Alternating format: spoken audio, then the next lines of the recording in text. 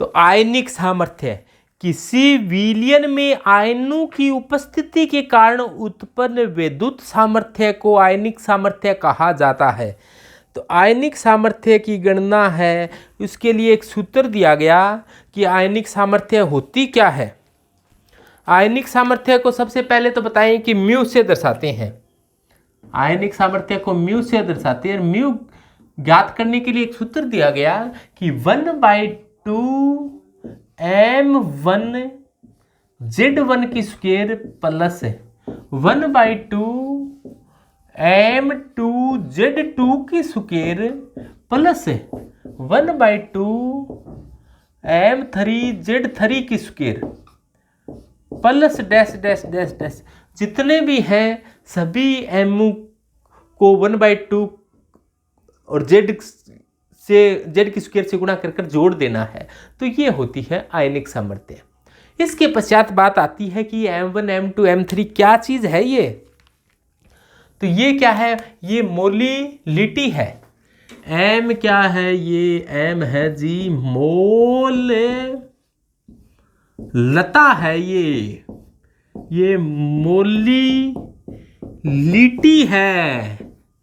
ये रीटी है कि लिटी, तो ये लिटी है लिटी। ये लता है या रता, तो ये रता नहीं लता है। ये लता है रता नहीं। तो समझ में आ गई बात है। और Z1 Z2 Z3 ये क्या चीज है भाई, ये Z है, ये जी ये तो चार्ज है, ये आवेश है। What is this, this is charge आवेश। आवेश है तो आयन पर पाया जाएगा, तो ये आवेश है। आप इसको इस प्रकार से भी लिख सकते हो।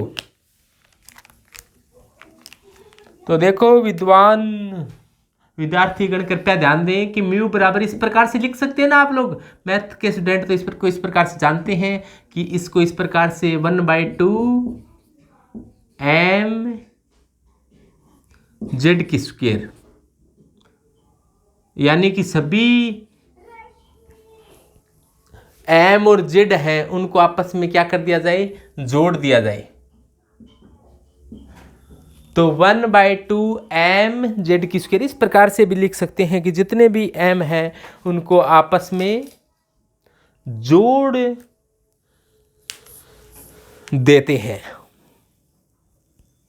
अब देखो ये आयनिक सामर्थ्य होती क्या है, दोबारा सुनो। किसी विलयन में आयनों की उपस्थिति के कारण उत्पन्न विद्युत सामर्थ्य को आयनिक सामर्थ्य कहा जाता है। आयनिक सामर्थ्य की गणना के लिए सूत्र जारी कर दिया गया है, सबको दृष्टिगोचर हो रहा है।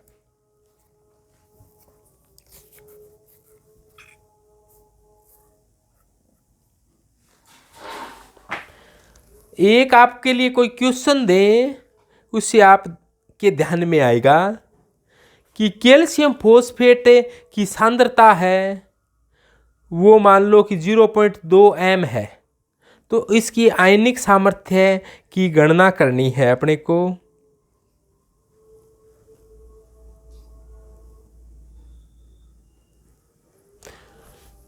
तो ये मान लो कोई क्वेश्चन है, एक क्वेश्चन जारी करें अपने।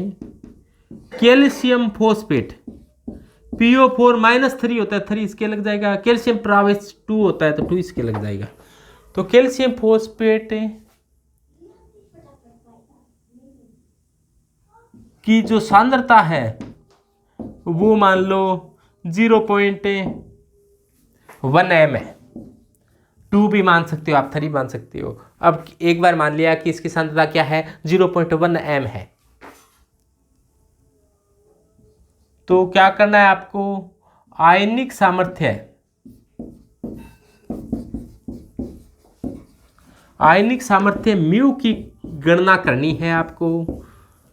तो बस ये सूत्र लगाना है। सबसे पहले कैल्शियम फॉस्फेट को तोड़ो।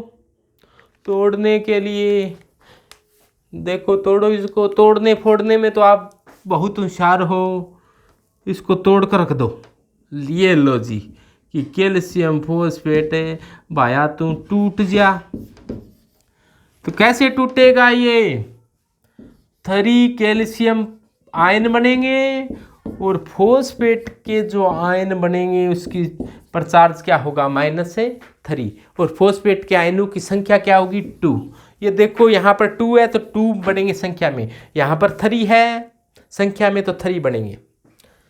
और फॉस्फेट पर -3 आवेश होगा, जो इधर लगा होता है वो तो इधर होता है, इधर लगा होता है वो इधर होता है। ऐसा आपने 6ठी कक्षा में पढ़ा था। अब देखो इसकी सांद्रता कितनी थी? 0.1 m थी। इसकी सांद्रता 0.1 m है और इसके एक टूटेगा तो ये 3 बनेंगे, तो इसकी सांद्रता कितनी होगी? 0.1 m को कितने से गुणा करना पड़ेगा? 3 से। तो टोटल मिलाकर ये कितनी होगी? 0.3 m। और ये 0.1 m तो थी, लेकिन ये एक टूटेगा तो ये 2 बनेंगे, तो इसकी क्या होगी? 0.2 m सांद्रता हो जाएगी। तो बस इसके आयनिक सामर्थ्य ज्ञात करने के लिए क्या आ जाएगा सूत्र? म्यू बराबर 1/2 m1z1 की स्क्वायर प्लस 1/2 m2 z2 की स्क्वायर। अब दो ही प्रकार के चार्ज हैं, दो ही प्रकार के आवेश हैं, तो दो ही लिखनी है।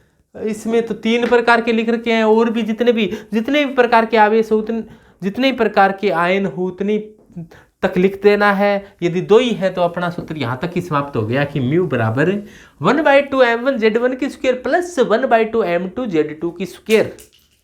अब देखो म्यू का मान कितना आ जाएगा? म्यू बराबर 1/2 m1 का मान कितना है? 0.3। और z क्या है? z चार्ज है।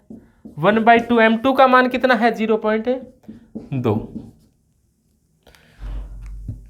और z क्या है? z आवेश है, और आवेश कितना है इस पर? +2। तो +2 की क्या आ जाएगी? स्क्वायर।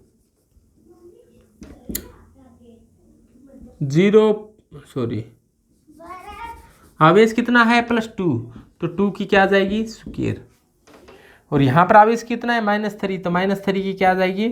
स्क्वायर। तो किसी की स्क्वायर होती है वो हमेशा प्लस में ही आएगी, प्लस हो तो भी स्क्वायर होती है वो प्लस में आएगी, माइनस को माइनस से गुणा करो तो भी प्लस में आ जाएगी। यहाँ पर सीधा ही 3 लिख लोगे तो भी बात वही है, -3 लिखोगे तो भी बात वही है।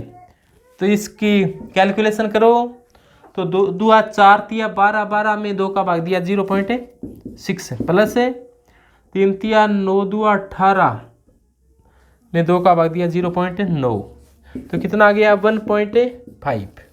तो इसकी आयनिक सामर्थ्य है वो 1.5 आई। सही कैलकुलेशन हो गई क्या?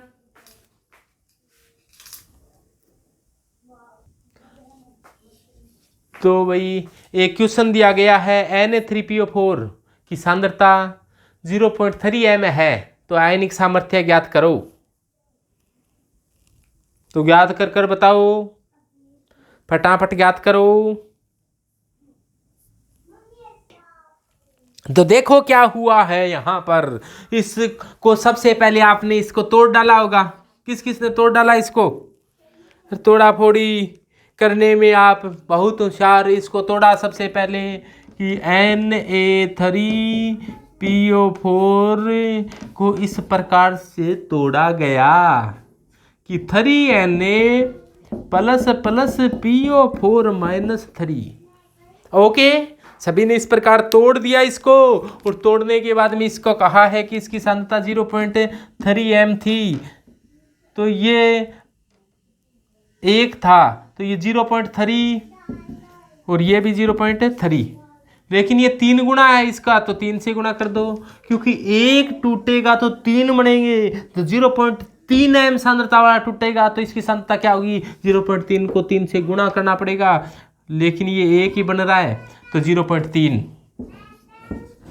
उसके बाद में तो कुछ नहीं है, फिर तो बच्चों वाला खेल है कि 1/2 m1z1 की स्क्वायर प्लस 1/2 m2 z2 की स्क्वायर। आपने ऐसा ही किया है कि म्यू बराबर 1/2 m1 का मान कितना आया? 3 तिया 9 0.9, और z का मान क्या है? 1, इस पर आवेश 1 है, प्लस 1/2 m2 0.3, और इस पर आवेश कितना है? -3, तो 3 की स्क्वायर। तब तो देखो एक स्क्वायर 1 9, 9 में 2 का भाग दिया तो 0.45 है प्लस, और यहाँ पर क्या है 3 तिया 9 तिया 27 है, 27 का आधा कितना हुआ 13 दूनी 26 है, 13.5 है। तो कितना आ चुका है 3 तिया 9 तिया 27 2.7। तो ये आपके आ गया 1.8। वेरी गुड, 1.8 जिसने भी निकाला उसने वास्तव में उनका काम काबिले तारीफ है। और ये